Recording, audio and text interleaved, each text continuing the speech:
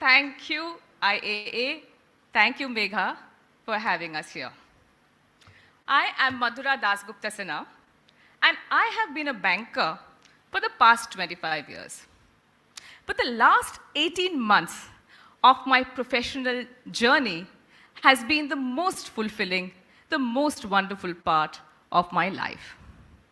But that's not what I want to really talk about here. I want to talk about a great war that is raging out there. This is the war for talent. A few days back, a friend of mine, a client of mine, actually a harried talent acquisition specialist, was talking to me. She said, between the time that she had made the offer to a potential candidate to the time that he was getting onboarded, he got 3 more offers. And just before he was supposed to join the organization, guess what? He joined competition because they offered him 100% more than what she had. So our everyday conversations today are peppered with words like the great resignation, attrition, offer drops, and so on and so forth. And this is really a red ocean. So is there a blue ocean that we could look for? Is there some potential that we could see in the talent market which perhaps we haven't really seen so far? With that in mind, I want to talk to you about some data.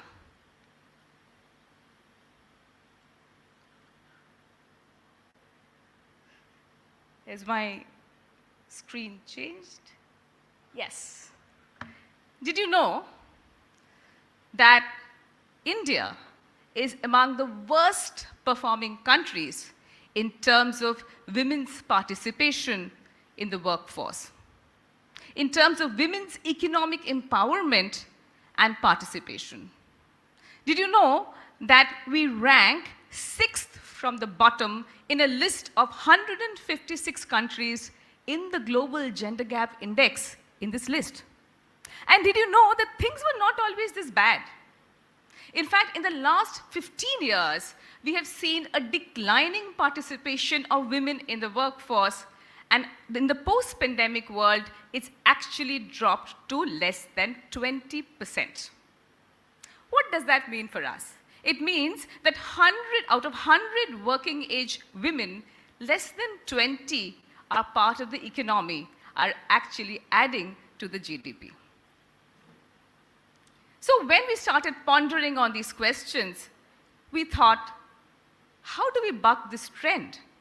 And here was the McKinsey data, which was telling us that this is potentially India's trillion-dollar opportunity. And here is this blue ocean in the talent market, which is reachable yet unreachable, which is visible yet invisible. And it is up to all of us sitting in this room to actually change that. How can we do that? Well, we think we can use 3 M's to do that. The first M is mindset.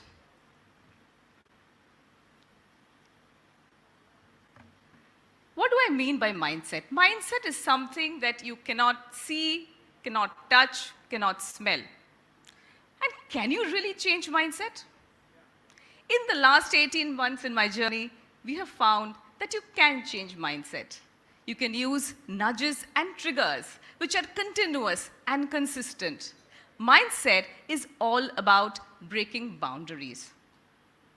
To us, every time that you get up and you mentor that young girl in a small town college and tell her that she can pursue an awesome career, every time that you take a decision to celebrate a woman who's done something unusual, you are actually contributing to the changes in mindset. And that woman, to us, is somebody like Riya Shah, who I met a few days back. She goes to college in a small college near Patna. And she today studies blockchain from technologists from IBM.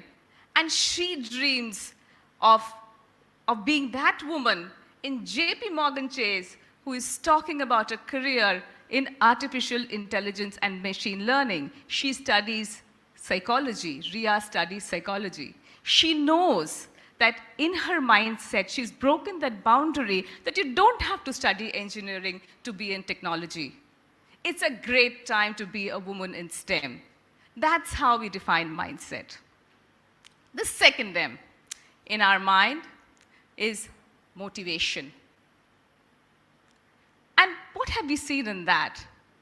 So I'll tell you a little story about motivation and sometimes how you can get it from the most unlikely sources. So all of you are leading lights of the advertising and marketing worlds.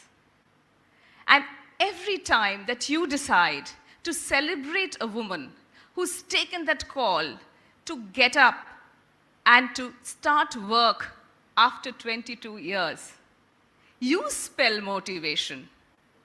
I implore all of you to celebrate her fierce loyalty that she will bring to organizations across India. A few days back, last Sunday actually, I got a call from a woman who I knew. And she was very excited. And she said, I have got my dream job today, and I thought you should be the first to know. Now, we get a lot of calls like this, but this call was special. Why? Because 2 months back, she had lost her husband to COVID. She was absolutely broken, emotionally shattered, financially insecure. And one day, she came into a session that was being done by LinkedIn. And as she went on the chat box, she wrote about the fact that this is the lowest point in my life that I have ever been in. You know, sometimes I feel like ending it all. That minute, everybody stopped in that Zoom room and decided that we will use one of the new features of Zoom, which is a little heart that you can put up there on the top right-hand corner of that screen. The entire Zoom meeting filled up with little hearts.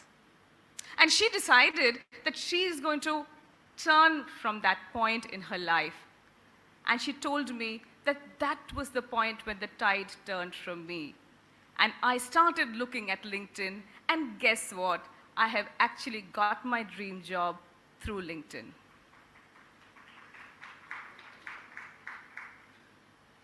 Thank you. And that brings me to the third M. And a lot of you are sitting here, and the third M is men.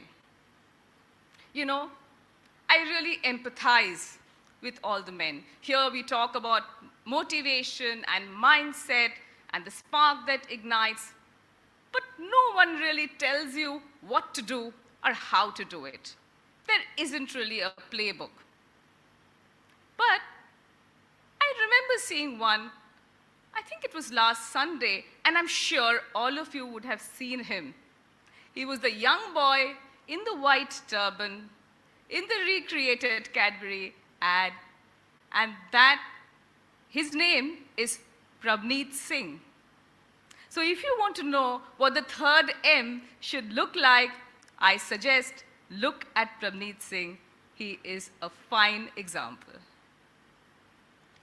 So, with these three M's, we feel we should aspire to add more than 1 million women to the workforce by 2025. Uncover that blue ocean in the talent market. Will you aspire for her? Thank you.